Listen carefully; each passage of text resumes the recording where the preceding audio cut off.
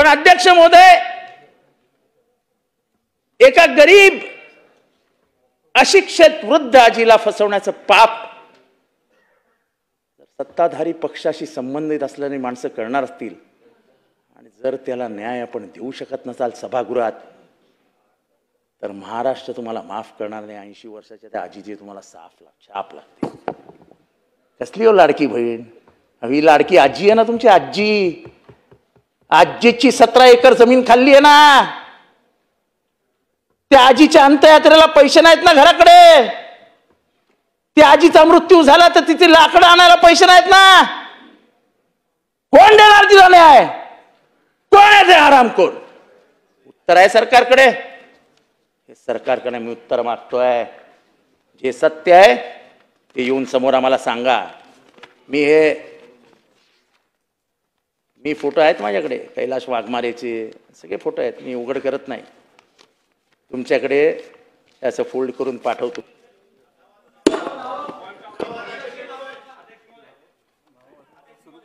चला सुरू करा. जितेंद्र आव्हाडजी आपण सुरू करा.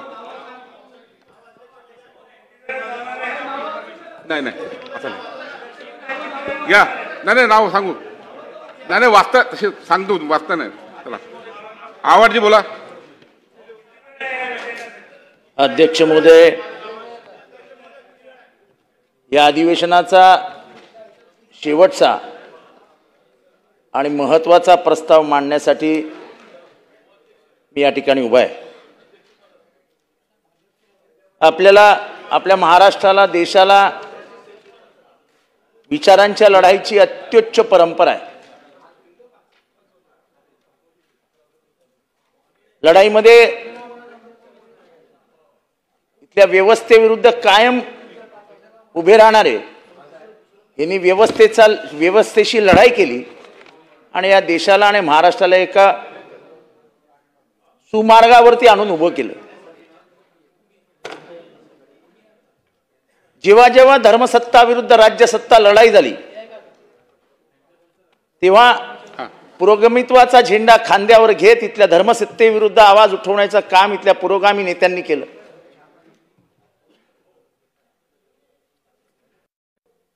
इथे शंभूक असेल, इथले चारवाक असेल, माऊली असतील, संत तुकाराम असतील, फुले असतील, शाहू असतील, आंबेडकर असतील, महात्मा गांधी असतील, दाभोळकर असतील, पानसरे असतील, कलबुर्गी असतील, नाहीतर गौरी लंकेश असतील. पण या महाराष्ट्रामध्ये काल परवा जे झालं ते अत्यंत दुर्दैवी होतं. भर बाजारामध्ये पुरोगामित्वाचा अनेक वर्ष झेंडा खांद्यावर घेणाऱ्या प्रवीण गायकवाड या कार्यकर्त्यावरती, एका नेत्यावरती भ्याड हल्ला झाला.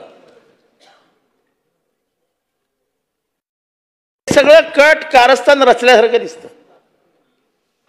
अचानक त्यांच्या गाडीला घेराव घातला गेला. त्यांच्या गाडीमध्ये घुसण्यात आलं. त्यांना गाडीतनं बाहेर खेचण्यात आलं. त्यांच्या गाडीवरती वंगणाचं तेल टाकण्यात आलं. त्यांना धक्काबुक्की केली. किंबहुना या विधानसभेच्या माध्यमातून महाराष्ट्राला स्पष्ट सांगू इच्छितो की त्या खून करण्याची योजना होती. एकही पोलीस नाही. प्रवीण गायकवाड सारखा नेता येतोय आणि त्याच्या बंदोबस्तासाठी अक्कलकोटमध्ये एकही पोलीस नाही. हा स्टेट स्पॉन्सर्ड टेररिझम म्हणतात त्याच्यातला भाग आहे. अध्यक्ष महोदय, कोण आहे हा दीपक काटे हल्ला करणारा? त्याचा पॉलिटिकल बॅकग्राऊंड काय आहे? काय त्याचं चरित्र, काय आहे त्याचा इतिहास? तर सख्या चुलत भावाच्या खुनाच्या आरोपाखाली जेलमध्ये गेलेला तो तरुण आहे. मार्ग बिघडलेला आहे, पण तो सध्या एका पक्षाचा सदस्य आहे. त्यामुळे मान सन्मान, पोलिसांचं संरक्षण, भीती हे त्याच्या जवळपासही फिरकत नाही. त्याचं अध्यक्ष महोदय, त्याला विमानतळावर पकडलं. एक रिव्हॉल्वर, 28 काडतुसं सगळं बॅगेमध्ये सापडलं. त्याचं बेल ऍप्लिकेशन कोर्टात गेलं. अध्यक्ष महोदय, कोर्टाने ऑर्डर दिली की ह्या माणसाविरुद्ध एकही क्रिमिनल ऍक्टिव्हिटीचा गुन्हा नसल्या कारणाने ह्याला उगाचच जेलमध्ये ठेवल्यासारखं आम्हाला वाटतं, त्यामुळे आम्हाला ह्याला बेल देत आहोत. अध्यक्ष महोदय, याच्यातनं स्पष्ट दिसतं की जो कोणी इन्क्वायरी ऑफिसर होता, जो या रिव्हॉल्व्हरची चौकशी करत होता, त्यांनी कोर्टासमोर हे मांडलंच नाही की दीपक काटे हा गुन्हेगार आहे, हा खुनी आहे. खुनाच्या आरोपाखाली जेलमध्ये होता. अध्यक्ष महोदय, अध्यक्ष महोदय, कसलं लावलंय urban Naxal, urban Naxal, urban Naxal. हे अर्बन नाझी आहेत, हे अर्बन नाझी आहेत. अध्यक्ष महोदय, अध्यक्ष महोदय, नाझिझमचा बेसिक फॉर्म्युला की समाजामध्ये दहशत पसरवा, दहशत पसरवणाऱ्यांच्या मागे राजकीय शक्ती उभी करा, जेणेकरून समाजामध्ये भीतीचं वातावरण तयार होईल. त्याची रीतसर सुरुवात महाराष्ट्रामध्ये झाली आहे. अध्यक्ष महोदय, या अर्बन नाझीला जर आपण लगाम घालू शकलो नाही, आपण त्या जनसुधार विधेयकामध्ये आणलं. काय आणलं आपण? तर डावे उजवे, डावे कडवे विचारसरणी. मी त्या विधेयकावरती समितीमध्ये बोलत असताना पण सांगितलं होतं की या जगामध्ये जगमान्य अशी विचारसरणी आहे, ती म्हणजे लेफ्ट. आणि ती लेफ्ट विचारसरणी ही फक्त काय भारतात मर्यादित नाही, तर जगभरात अनेक व्यवस्थांमध्ये लेफ्टची विचारसरणी आहे, अस्तित्वात आहे. अख्खं रशिया लेफ्ट विचारसरणीच होते एकेकाळी. अध्यक्ष महोदय, लेफ्ट विचारसरणीचा आपण विचार करत असताना गांधींना मारणाऱ्या उजव्या विचारसरणीचं काय करायचं? धर्म आधारित सत्तेच्या खाली लपणाऱ्या आणि पेहलगाम मध्ये आरोप हल्ला करणारे हे सुद्धा उजवे कडवेच होते.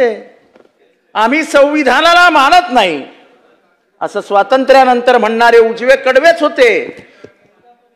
मग त्यामुळे तुम्ही डावे कडवे असं म्हणत त्याचे काय विधेयक आणलंय, त्याच्यामध्ये दीपक काटे सारख्या उजव्या कड्यांना तुम्ही आधार देतात. कोणाला आपल्या पक्षात गेलं घ्यावं ते त्या पक्षाचा अधिकार आहे.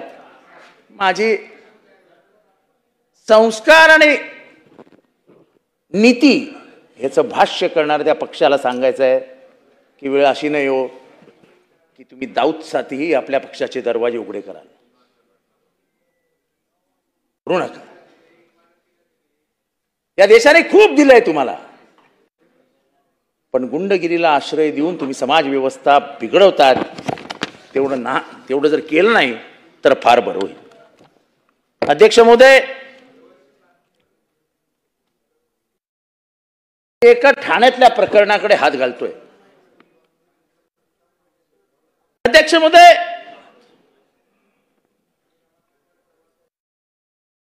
केस नंबर 497 ऑफ 2020, जमील शेख हत्या प्रकरण. कोण आहे हा जमील शेख? अध्यक्ष महोदय, हा जमील शेख मनसेचा लीडर होता, आरटीआय ऍक्टिव्हिस्ट होता, तरुण पोरगा होता, लोकांमध्ये घुसून कामं करण्याची याला सवय होती.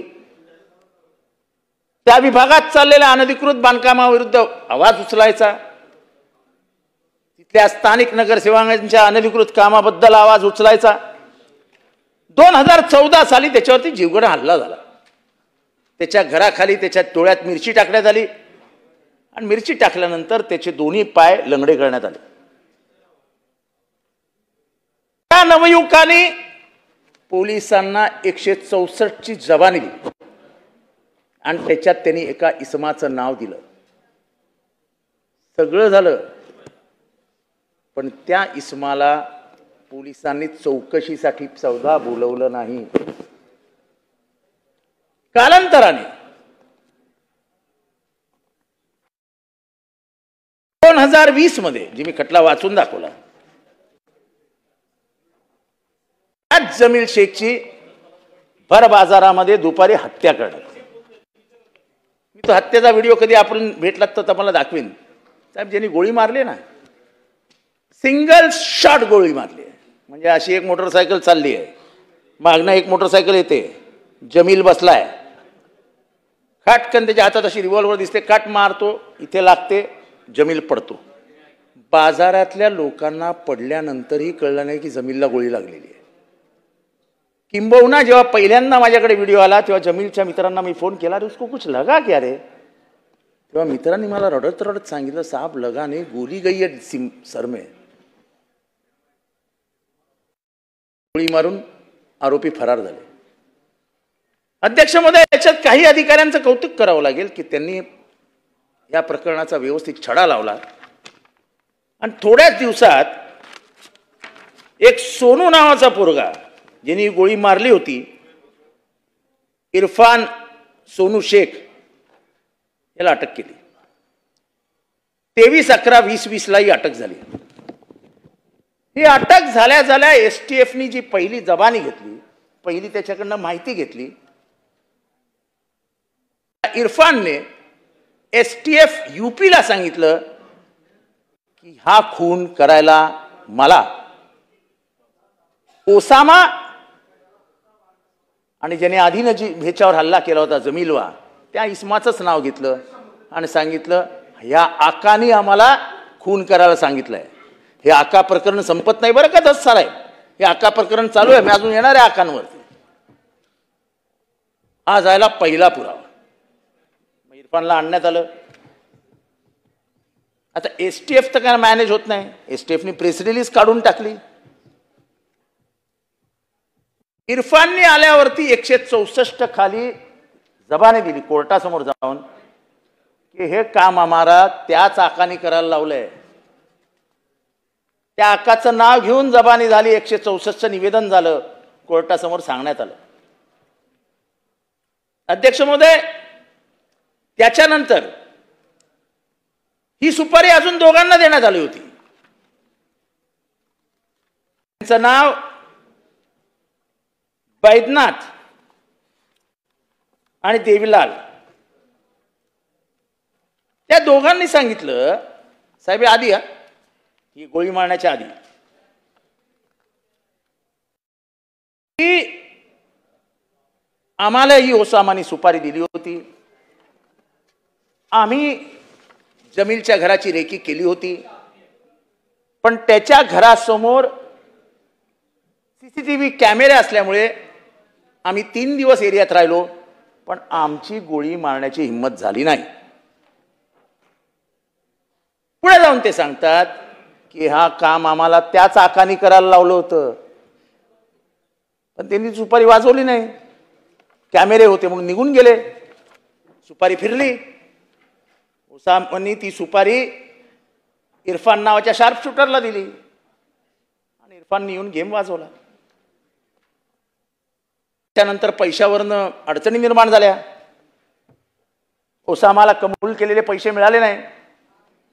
ओसामाला पळवून बँकॉकला पाठवणार होते, ओसामाला बंगला बांधून देणार होते.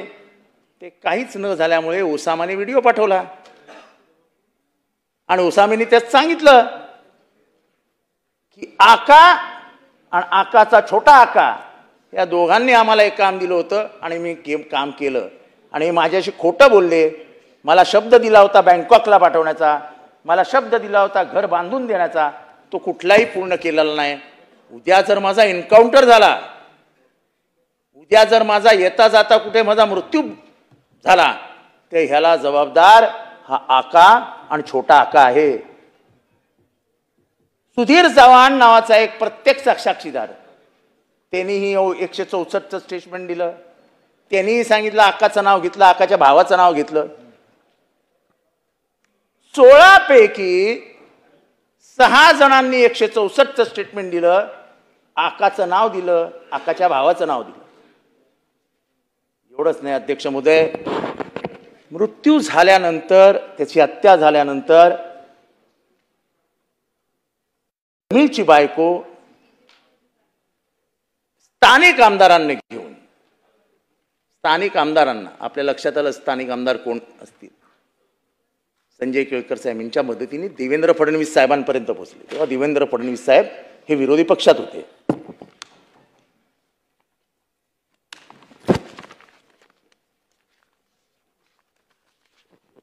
हे देवेंद्र फडणवीस साहेबांचं पत्र. ते त्यांनी तत्कालीन मुख्यमंत्री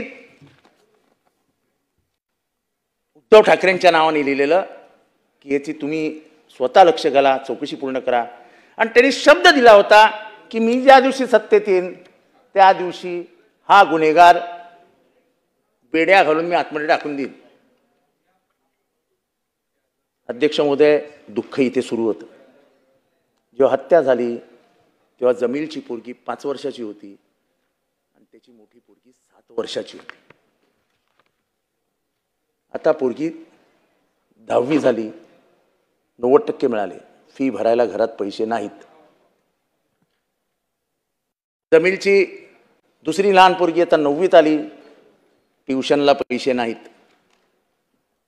घर कसं चालतं मला काही सांगायचं नाही, पण मला कौतुक या बाईचं आहे, या स्त्रीचं आहे, या भगिनीचं आहे, कुलसुमाचं, की तिने कधीच कोणासमोर हात पसरला नाही, कुठल्याही राजकीय नेत्यासमोर गेली नाही की मला पैसे द्या. 5 वर्ष सातत्याने कोर्टाची लढाई लढली आणि 5 वर्षानंतर हे सगळे पुरावे स्वतःच्या हातात घेतले आणि त्या दोघी पोरींनी रडत रडत देवेंद्र फडणवीस साहेबांच्या नावाने व्हिडिओ काढला की साहेब बाप म्हणून आम्हाला न्याय द्या. त्यास साहेब तुम्हाला आनंद होईल. या दोघींनी कोणाचं नाव घेतलं माहिती आहे? मी तुम्हाला व्हिडिओ दाखवतो. की प्रेरणा आम्हाला वैभवी देशमुखकडनं मिळाली आहे. ही प्रेरणा आम्हाला कोणाकडनं मिळाली आहे? वैभवी देशमुख व्हिडिओमध्ये म्हणतात या 2 पोरी कि हमारे बाप की जिसने जान ली है वो हमारे सामने घूमता है. हमारे आंख के आंसू, मेरे माँ के आंख के आंसू देख के हमको बहुत बुरा लगता है. पिछले 5 साल हमने हमारे माँ को सिर्फ रोते हुए देखा है. हमने हमारे घर में हंसी देखी ही नहीं है. हमारे बाप की क्या गलती थी? सगळे पुरावे असताना साहेब, पोलीस FIR मध्ये नाव असताना आकाला बोलवतच नाहीत, आकाची चौकशीच करत नाहीत. चौकशी अधिकारी आका बरोबर उत्तर प्रदेशला जातो, चौकशी अधिकारी आका बरोबर जेवायला बसतो. जणू काय आका आणि चौकशी अधिकारी लंगोटी यार आहेत. तेच वाल्मिक कराड तसंच प्रकरण आहे. सगळी यंत्रणाच ताब्यात आहे. अध्यक्ष म्हणून न्याय कोणाकडे मागायचा? बाकी राजकीय विचार फरक असतील देवेंद्र फडणवीसांच्या नामचे, पण निर्णय घेण्याच्या बाबतीत, न्याय देण्याच्या बाबतीत त्यांचा हात कोणी धरू शकत नाही, असं माझं ठाम मत आहे. अध्यक्ष महोदय, आपल्या अध्यक्ष महोदय, मी तेव्हाही वैभवीच्या वेळेस पण बोललो होतो की अध्यक्ष साहेब, मुख्यमंत्री महोदय, तुमच्यातला बाप जागा करा. तुम्हाला मुलगी आहे. त्या जमीलच्या 2 पोरी जर तुमच्याकडे आशेने अश्रू ढाळत न्याय मागतायत, न्यायाची भीक मागतायत, तर तुम्ही बापाच्या जागेवर आहात. तुम्ही मायबाप सरकार आहात. कोण पोलीस? अध्यक्ष महोदय, माच किती आहे बघायचं आहे.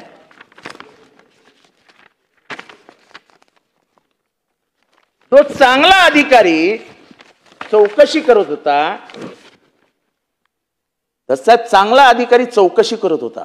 त्याचं नाव नितीन ठाकरे. तो असा घरापर्यंत पोहोचला अटक करायला,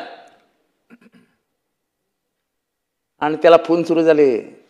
मला आता त्या राजकारणात शिरायचं नाही, फोन कोणाचे होते, कोणी केले, काय केले. पण अध्यक्ष महोदय, त्याच्या घराखालनं, म्हणजे त्या आकाच्या घराखालनं त्याला गाडी परत फिरवायला लावली. आकाच्या घराखालनं त्याला गाडी परत फिरायला लावली आणि त्याची पुढच्या 24 तासामध्ये बदली करण्यात आली. हा बदलीचा पेपर. पण मगरुरी कुठे दिसते? बदली झाली जगाला माहित नाही, नितीन ठाकरेला माहित नाही, पण आकाच्या स्टेटसवरती हा बदलीचा पेपर आला. हा बघा स्टेटस. काय निरोप द्यायचा याच्यातनं स्टेटसवरनं आकाला? अरे हमारे नात को मत लगो, भेज देंगे. आजही पोलीस त्याच्या नादाला लागत नाही. म्हणजे त्यांनी तंगड्या तोडल्या 2014 साली, मर्डर केला 2020 साली. सगळे पुरावे हातात आहेत.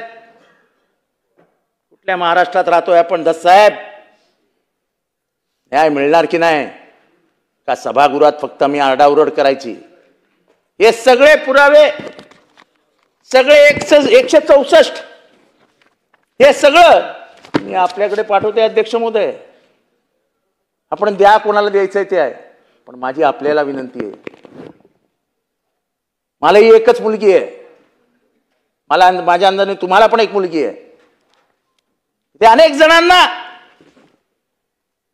मुली असतील, आज त्या मुली भीक मागतात, भीक, न्यायाची भीक मागतायत अध्यक्ष महोदय.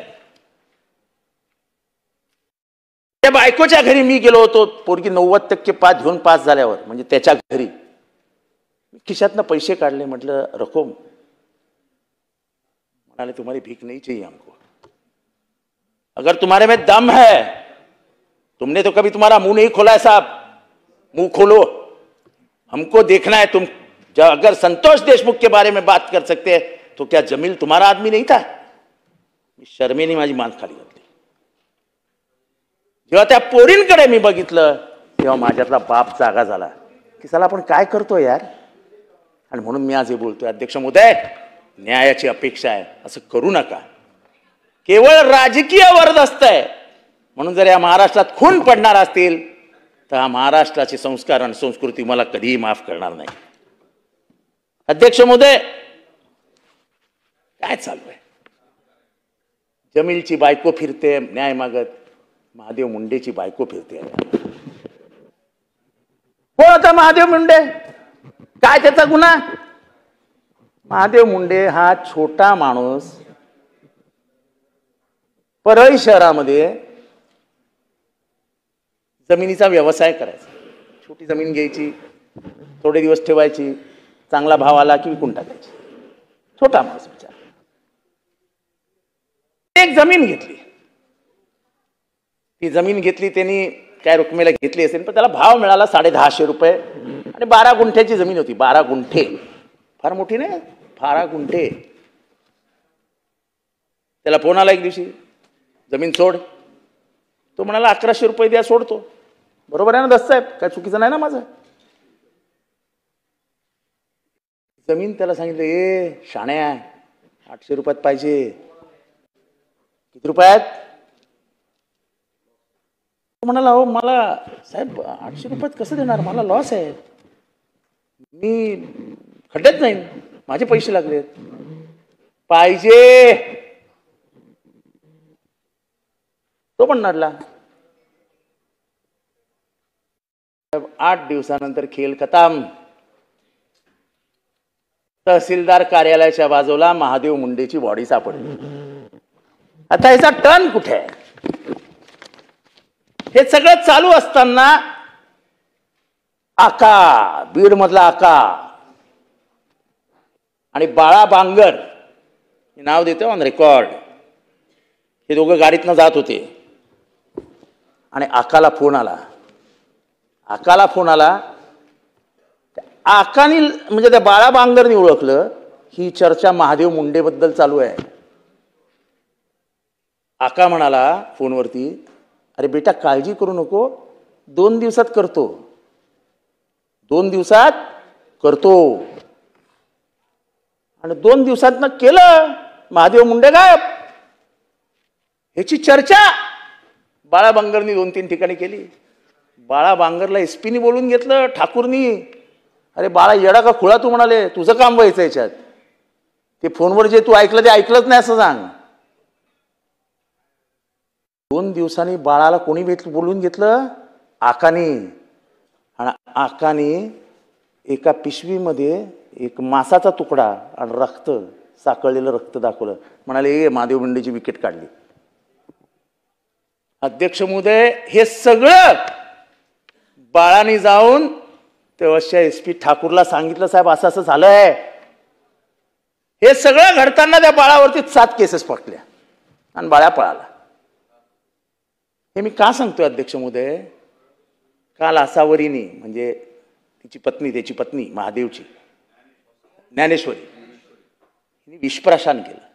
म्हणजे तुम्ही लाडक्या बहिणींना 1500 रुपये देता, ही त्यांच्या कुंकवाची किंमत देताय का तुम्ही त्यांना? उपकार केल्यासारखे.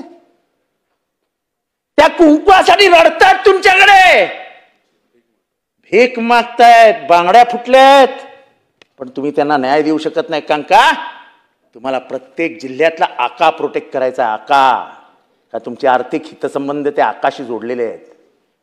अध्यक्ष महोदय, हा आका एवढा बाप आहे?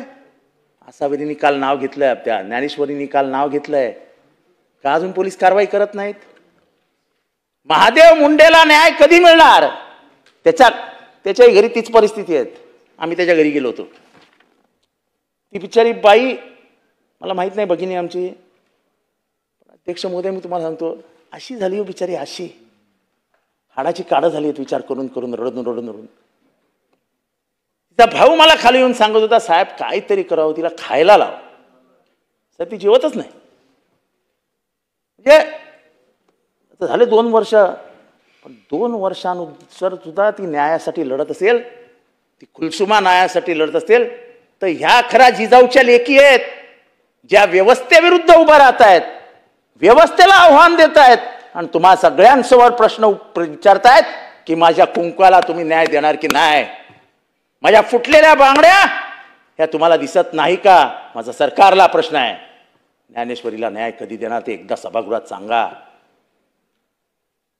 अशा कितीतरी ज्ञानेश्वरी बीडमध्ये फिरतात, किती मला माहित नाही, आमचे दस साहेब सांगतील. सगळ्या समाजातले अनेक तरुण, अनेक लोक कुठल्या थर्माल, काय ते फर्नेस फेमस आहे ना बीडमधलं, कुठल्या फर्नेस मधनं गायब झाले हेच कळलं नाही. 150च्या वरती लोकांचा हातापत्ताच नाही आहेत. म्हणजे तिथे तर काहीतरी वेगळंच राज्य आहे. अध्यक्ष महोदय, मी विषय फरफटत नेत नाही. ही ज्ञानेश्वरी जी आहे तिला न्याय देण्याचा प्रयत्न या सरकारने केला. अध्यक्ष महोदय, मस्सा जोगला संतोष देशमुखची हत्या झाली, सरकारने चांगलं केलं. आणि माझं मत आहे की अनेक राजकीय शक्ती काम करत असताना देखील सरकारची भूमिका बरी राहिली, आणि त्याच्यामुळेच बीडमधला सर्वात मोठा आका हा आजही जेलमध्ये आहे. पण अध्यक्ष महोदय, संशयाची सुई फिरते आहे माझ्या माहितीनुसार, आणि जे मला त्यांच्या कुटुंबियांकडनं समजलं, आकाचा मकोका काढण्याचा प्रयत्न होत होता. या अत्यंत जबाबदारीने मी या विधानसभेत स्टेटमेंट करतो आहे. आकाचा मकोका काढण्याचा प्रयत्न होत होताच कदम साहेब, आकाचा मकोका काढण्याचा प्रयत्न होत होता. काय चालवलंय काय? अशी निर्घुण हत्या महाराष्ट्राच्या राजकीय इतिहासात झाली नव्हती. ती झाली. आपण अटकही कधी केलीत? जेव्हा फोटो व्हायरल झाले तेव्हा आम्ही बघितलंय. आका गाडीतनं उतरला, आका येणार, हे जणू काय ट्रम्प भारतात येणार असं जाहीर केलं. आका येणार, आका येणार, आका येणार. आका कुठनं येणार, कसा येणार काय माहित नाही. तो हवाई दल म्हणजे हवेत येणार कसं काय नाही.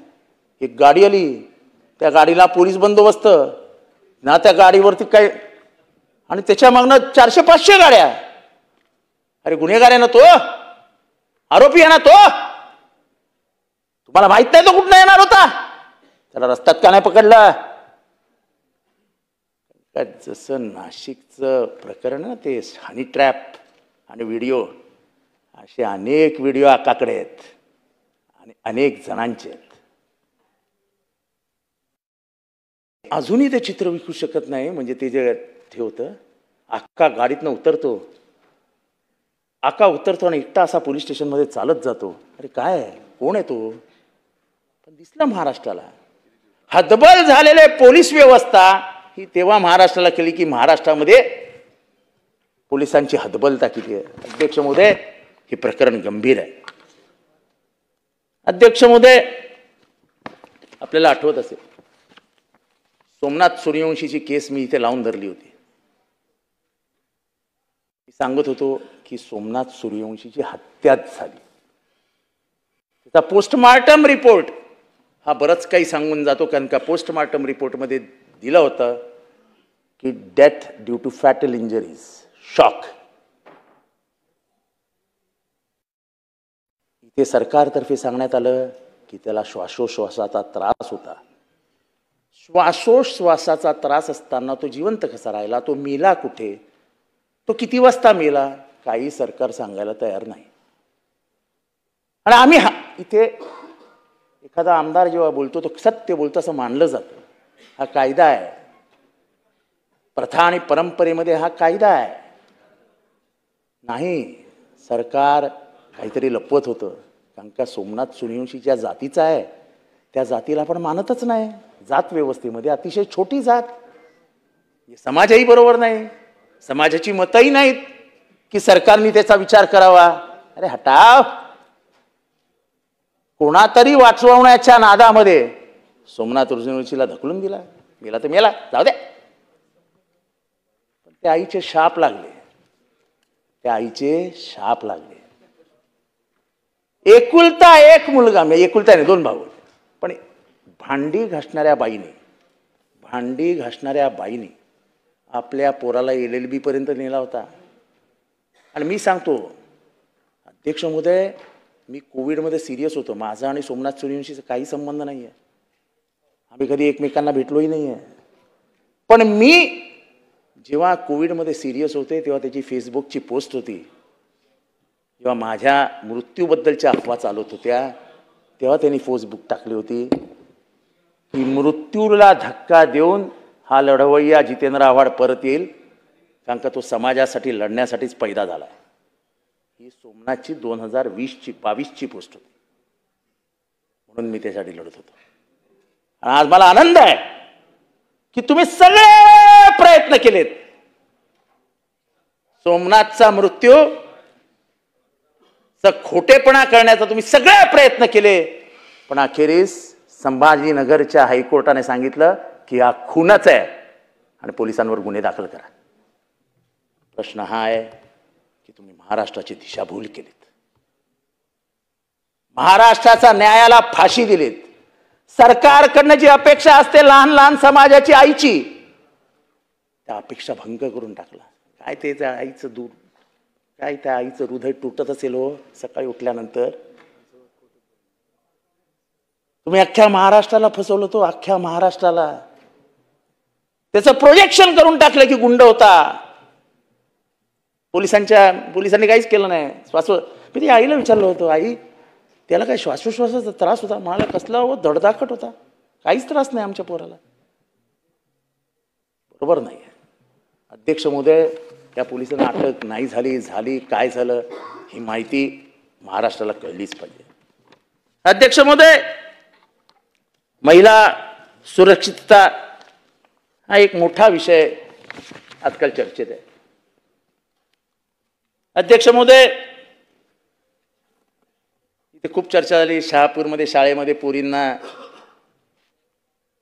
मासिक पाळीचा डाग दिसल्यानंतर त्यांना केबिनमध्ये बोलवून त्यांचे जे काय केलं ते शब्दात सांगताही येत नाही. काय चालू आहे? काय महिला अत्याचार कुठल्या लेवलला चालले आहेत? बलात्कार वाढले आहेत, विनयभंग वाढले आहेत. महिला महाराष्ट्रात असुरक्षित आहे हे आपल्या लक्षात येत नाही. अध्यक्ष महोदय, इथे चाइल्ड ट्रॅफिकिंग आणि प्रॉस्टिट्यूशनच्या केसेस एवढ्या वाढायला लागल्या आहेत. आणि त्याच्यात खरी वाढ कुठे दिसते तर बाल लैंगिक शोषणामध्ये. या बाल लैंगिक शोषणामध्ये आपण मुंबईमध्ये पोर्नो तयार होताना बघतोय. ते ब्लू फिल्म काय असतं ना, ते तयार होताना बघतोय. या मुंबईचे 12 वाजवत आहेत. ड्रग्स वाढीला लागलेत. जणू काय पोलिसांचा कंट्रोलच सुटलाय असं झालंय. काय चालू आहे? अध्यक्ष महोदय, ठाण्यामध्ये काही संबंध नाही. जोगेश्वरीला माल पकडला जातो, काय MD का कोकेन कोणातरी पकडला जातो. रॅकेट किती मोठ्याकडे बघा. त्याला मुंबई पोलिसांनी ताब्यात घेऊ नये म्हणून ठाणा पोलीस जोगेश्वरीला पोचतात आणि 65 ग्रॅम MD ती कमर्शियल काय असते मला एवढं काय माहीत नाही, पण त्याला ठाण्यात घेऊन येतात, 25 कोटीची तोड होते. कसं काय होणार ड्रग कंट्रोल? तुम्हाला काय वाटतं, drugs without the help of police चालू शकता? प्रत्येक नाक्यावर पान टपरीवरती चार्ली, वाईट म्हणजे जी काय नावं आहेत मार्केटमधली प्रचलित नावं, ती अशी पावली पान टपरीवर मिळतात हो. हे काही पानवाल्यांच्या बाजूला उभं राहिलं की तो पानात टाकून देऊन टाकतो, लगाव इधर सो जाओ. काय चालू आहे काय? अध्यक्ष महोदय, महिलांच्या अत्याचार, ड्रग्स, मर्डर, रिव्हॉल्वर्स हे तर असे मुक्त, म्हणजे काय त्या नागपूरच्या हत्या बघा कशा आहेत, म्हणजे आपल्यालाच भीती वाटते. साला रस्त्यावर येतो खाटखोट मेला चालला. अरे काय भीती नावाची काही गोष्टच उडली नाही. अध्यक्ष महोदय, आपण अनेक मोर्चांना जातो ना, याच्यात आझाद मैदानावर सगळ्या मोर्चांना जातो. मी जातो, जयंत पाटील साहेब जातात, विजय वडेट्टीवार जातात, आमचे नाना पटोले जातात, रोहित पवार जातात, उद्धव ठाकरे पण जातात, आमचे सुनील प्रभू जातात, सगळे आम्ही जातो. अध्यक्ष महोदय, मी एक प्रकरण समोर आणतो. काय चालू आहे काय महाराष्ट्रात? मला एक 80 वर्षाची म्हातारी भेटली बिचारी, अशी टिपिकल म्हातारी, सुरकुतलेला चेहरा, पुतण्याच्या हातात हात दिलाय. मला तिला बघून असं वाईट वाटलं. असं म्हटलं हिच्या पायात चपला नाही आहेत, लुगडं फाटलंय, काय करते इथे? मी स्वतःहून कुतूहलाने तिच्या जवळ गेलो. आजी काय हो तुमचं काम इथे, कशाला आलात? मला म्हणाली, बेटा मी भीक मागायला अरे माझी जमीन. तुमची जमीन कोणी घेतली? मग जी कहाणी सांगितली योगेश कदम, तुम्हाला पण वाईट वाटेल. त्या बाईची 17 एकर जमीन होती, 17 एकर. तिचा पती, ज्याला आपण गावरान भाषेमध्ये दादला म्हणतो, तिचा दादला 10 वर्षापूर्वी वारला होता. पण तिच्या जमिनीवर गिधाडांची नजर पडेल याची पुसटची कल्पनाही नव्हती तिला. एक दिवशी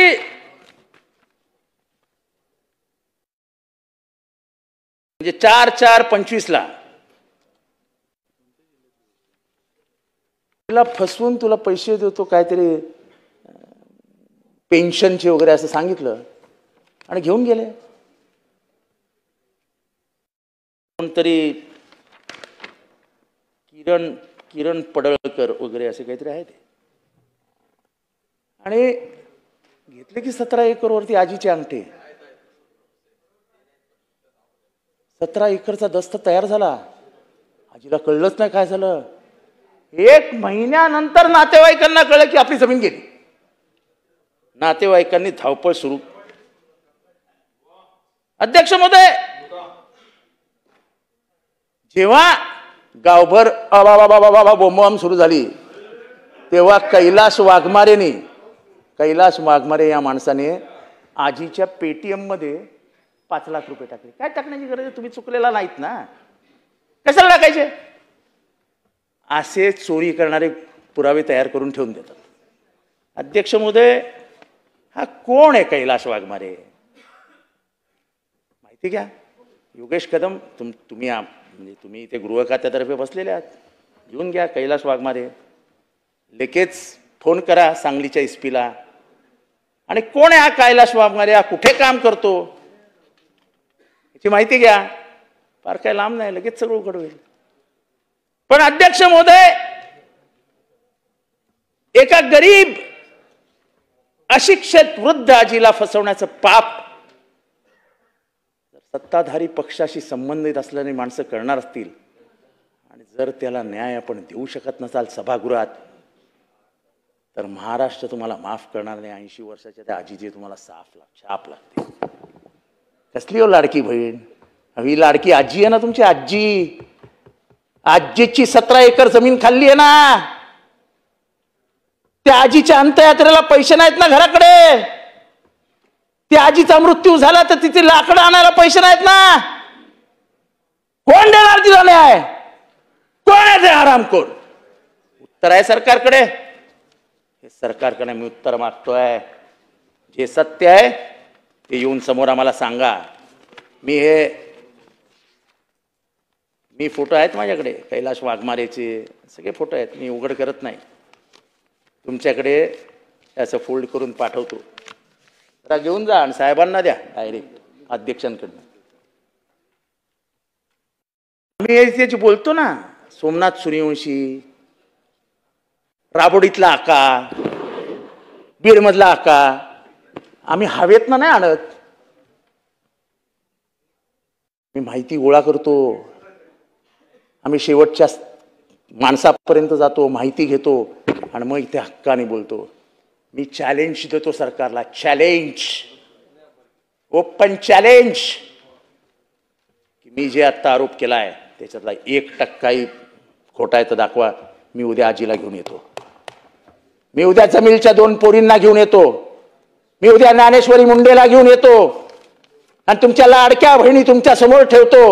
आणि मग तुम्ही सांगा की यांच्या डोळ्यातले अश्रू पुसण्याची ताकद तुमच्यात आहे का? यांचं कुंकू परत देण्याची ताकद तुमच्यात आहेत का? यांच्या फुटलेल्या बांगड्यांना न्याय देण्याचा तुमच्यात ताकद आहे का?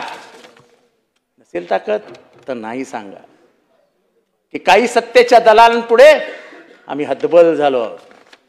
ही हतबलता या सरकारची दिसते.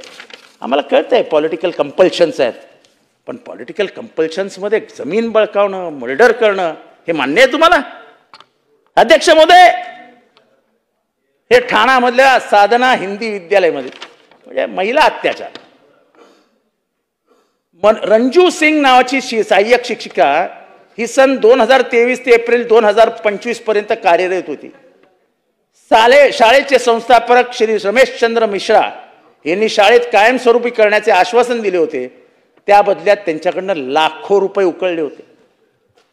सुमारे 12 वर्ष त्यांना पगार दिला नाही, मानधन दिला नाही. ती बिचारी मिळतं त्या तटपुंज्या पगारावरती नोकरी करत राहिली. आणि अखेरीस या सगळ्या परिस्थितीमुळे एक दिवशी तिचं मानसिक संतुलन, तिला मेंटल हॉस्पिटलमध्ये ऍडमिट करावी लागली. ऍडमिट. शाळा अनधिकृत MIDCच्या प्लॉटवर उभी आहे. सगळं पोलिसांना माहिती आहे, काही होत नाही. गंगा संस्थापक रमेशचंद्र मिश्रा लय ताकदीचा आका आहे. या आकाने लय हैराण केलं लोकांना. अध्यक्ष महोदय, आज सकाळपासून पूर्ण महाराष्ट्रामध्ये एकच चर्चा आहे, साला ये हनी ट्रॅप क्या है, साला ये हनी ट्रॅप क्या है, ये किसका है? प्रत्येक जण दुसऱ्याकडे बघतोय. अरे तेरा तो नाही आहे ना? किंवा अमीन भाई, अध्यक्ष महोदय, काय चालू आहे काय महाराष्ट्रात? अमीन भाई, सोचो अमीन भाई, ये हसी मजाक में मत लो. कोणावर विश्वास ठेवायचा प्रश्न उभा राहील. ज्याचं नाव येतंय ना, तो गेले 20 वर्ष नाशकाच्या राजकीय पटलावरचा खेळाडू आहे. असा एकही नेता नाही जो त्याच्या हॉटेलमध्ये जेवायला गेलेला नाही. असा एकही नेता नाही, असा एकही IAS IPS ऑफिसर नाही जो त्याच्या हॉटेलवरती गेला नाही. सगळ्यांचा दोस्त. आधी एक नाशकात हॉटेल होतं, आता एक रिसॉर्ट उघडलाय. त्या रिसॉर्ट मध्ये एक रूम आहे, त्या रूम मध्ये 8 कोटीचे कॅमेरे लावलेत शाण्यानी. त्याच्यात चायनामधनं कॅमेरे आणलेत. आता मला तेच मी पुढे येतोय. प्रश्न इथे हनी ट्रॅपचा नाही आहे, प्रश्न हॉटेलमध्ये जाणाऱ्यांच्या सुरक्षिततेचा आहे. अध्यक्ष महोदय, हा गुजरात पॅटर्न आहे. आपल्याला लक्षात येईल आता मी जे बोलतोय ते. गुजरातमध्ये अनेक पुरुषांच्या अशा क्लिप्स लीक झाल्या आणि त्याच्यातनं 2-4 आत्महत्या झाल्या. अध्यक्ष महोदय, विषय दुसरीकडे नाही न्यायचा आहे. प्रश्न हनी ट्रॅपचा नाही आहे. प्रश्न जे काय असेल ते प्रत्येकाचे वैयक्तिक आयुष्य आहे, त्याच्यात मला जायचं नाही आहे. पण अध्यक्ष महोदय, लपवून खोल्यांमध्ये बाथरूममध्ये कॅमेरे लावणे कुठल्या कायद्याला मान्य आहेत? ह्याच्यातनं घरसंसार उद्ध्वस्त होणार आहेत योगेश कदम, ह्याच्यातनं घरसंसार उद्ध्वस्त होणार आहेत. एका रेव्हेन्यू ऑफिसरला आधी 3 कोटी मागितले गेले अशी माझी माहिती आहे, आणि नंतर त्याला परत फोन गेला 3 कोटी दिल्यानंतर की 10 कोटी हवेत.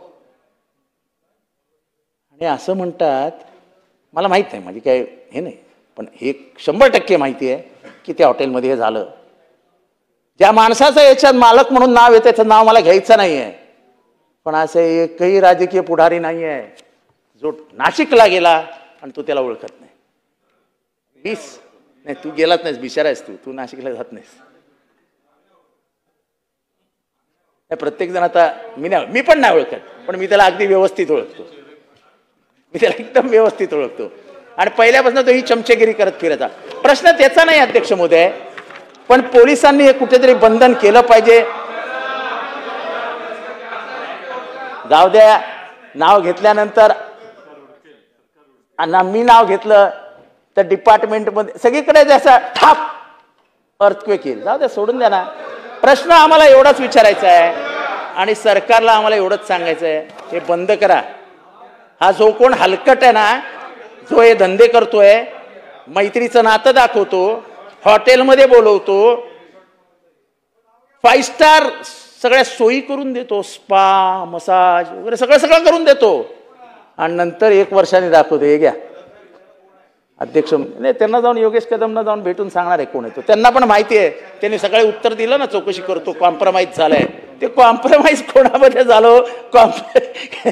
कॉम्प्रोमाइज कसलं कॉम्प्रोमाइज आहे योगेश कदम?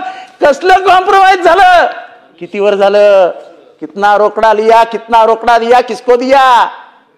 ये माल का कमाल है, ये माल का कमाल है. इसमें सिर्फ झोल है, झोल को मत बचाओ. जे काय झालं असेल ते राहू द्या. अध्यक्ष महोदय, जे काय घडते ते अतिशय डेंजरस आहे. माझी सूचना आहे, आणि ही मनापासून करतोय मी, की पोलिसांना हे चेक करायला सांगा की कॅमेरेज कुठे कुठे लागलेले आहेत.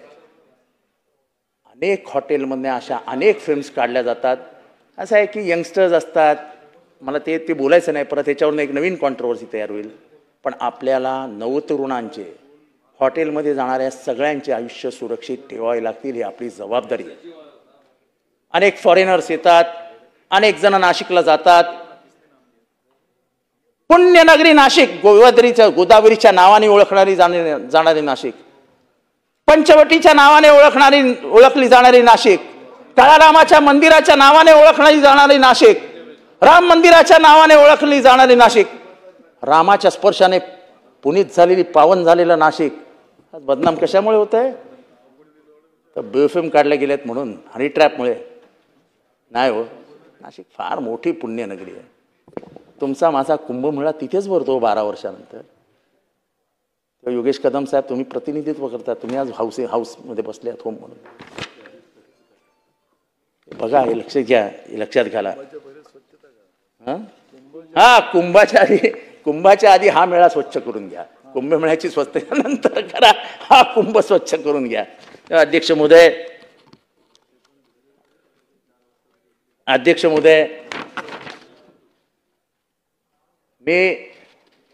मी अंतिम आठवडा प्रस्तावात मागच्या वेळेस रतनशी पेमजी ट्रस्ट बद्दल बोललो होतो. परत एकदा आठवण करून देतो. माननीय मुख्यमंत्र्यांनी कबूल केलं होतं, घोटाळा झाला, 2,500 कोटी रुपयाचा घोटाळा झाला, हे माननीय मुख्यमंत्र्यांनी कबूल केलं होतं. पॉलिटिकल कंपल्शन्स, कोएलिशन कंपल्शन्स, ह्याच्यामुळे ही चौकशी पुढे गेलीच नाही. पोलिसांवर असा कोणाचा दबाव आहे? पोलीस आम्हाला सांगतात, मला आय एम ऑन रेकॉर्ड.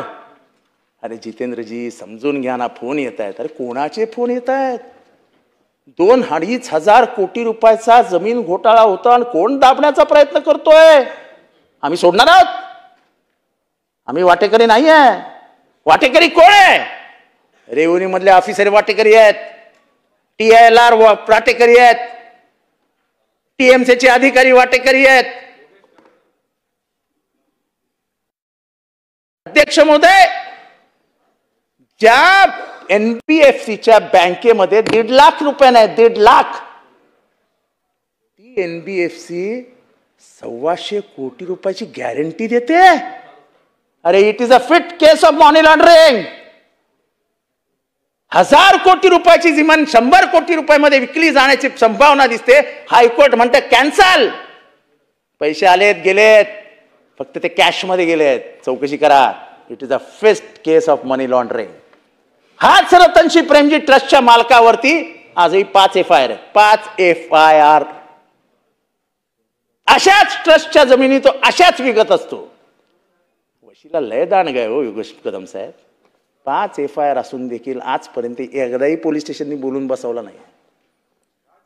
सिर्फ अंदर की बात है, पोलीस हमारे साथ है, असं तो म्हणत असतो कायम ठाण्यामध्ये. तेव्हा अध्यक्ष महोदय, हे सगळं बघितल्यानंतर प्रवीण गायकवाड हे सगळे हल्ले, मला गोविंद पानसरे आठवतात. अध्यक्ष महोदय, आजही आरोपी पकडले गेलेले नाहीत. आजही आरोपी फरार आहेत. झाली 10 वर्ष झाली. 2015ला मारलं त्यांना. अत्यंत बुद्धिमान, निष्ठावान, विचारांशी पक्के असलेले आमचे गोविंद पानसरे साहेब गेले. पण अध्यक्ष महोदय, कधी पण पकडणार या आरोपींना? कधी शिक्षा देणार त्यांना? संतोष देशमुखच्या खुनामधला आरोपी कृष्ण आंधळे कुठे हो? योगेश कदम साहेब कुठे आहे? तो गायब आहे की गेला? तुम्हाला काहीच माहित नसेल. कृष्णा आंधळे याचा खून करण्यात आलेला आहे. कृष्णा आंधळे हा त्या मारेकऱ्यांपैकी सर्वात वीक लिंक होता. Weak link. हा कृष्णा आंधळे सगळं ओकेल या भीतीपोटे कृष्णा आंधळेला कधीच ढगात पाठवलंय. तेव्हा अध्यक्ष महोदय, कायद्याचे राज्य ही लोकशाही व्यवस्थेची आधारशिला असते. समाजातील प्रत्येक महिलेला, स्त्रीला, भगिनीला, पुरुषाला सन्मान मिळावा, न्याय मिळावा, समानतेची वागणूक मिळावी, प्रत्येकाने कायद्याचं पालन करावं, एवढंच अभिप्रेत असतं. आणि त्याही पेक्षा जास्त सरकारकडनं अपेक्षा असतात न्यायाच्या, सरकारकडनं अपेक्षा असतात कायद्या पालनाच्या, सरकारकडनं अपेक्षा असतात गुन्हेगाराला शासन करण्याचा.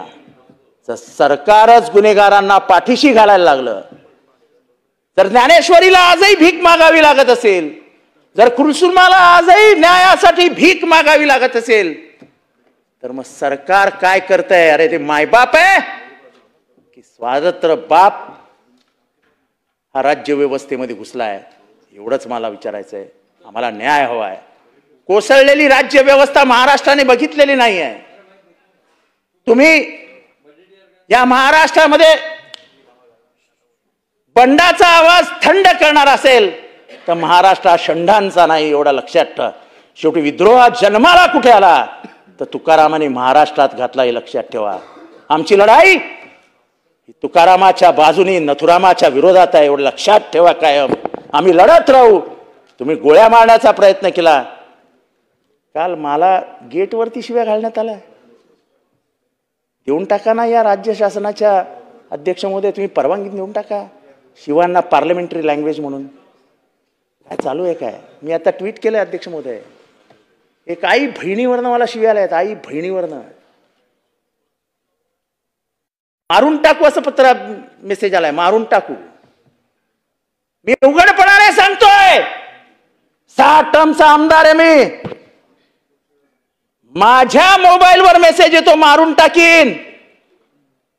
मोबाईल नंबर येतो. मी फोटो पण टाकलाय. आता बघूया किती तासात पोलीस कारवाई करतात का. आम्हाला सांगणार आहेत काय? कंप्लेंट येऊन करा, कंप्लेंट येऊन करा, कंप्लेंट येऊन करा. आम्हाला बघायचं आहे. विधानसभेत मी असताना मला मेसेज आलाय. जबाबदारी विधानसभेच्या मालकांची. आणि मालक कोण आहेत? वरचे सभापती आणि खालचे अध्यक्ष. मी त्यांच्या हाताखाली आहे.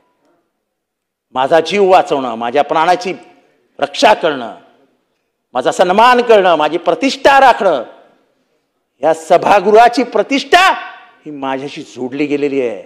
तुम्हा सगळ्यांच्या प्रतिष्ठेचा प्रश्न आहे, तुमच्या सगळ्यांच्या प्रतिष्ठेच्या. आई बहिणीवरनं शिव्या देता, धमकी देता. अरे ते आहे, धमकीला घाबरणार आहोत का मी? अरे आयुष्यभर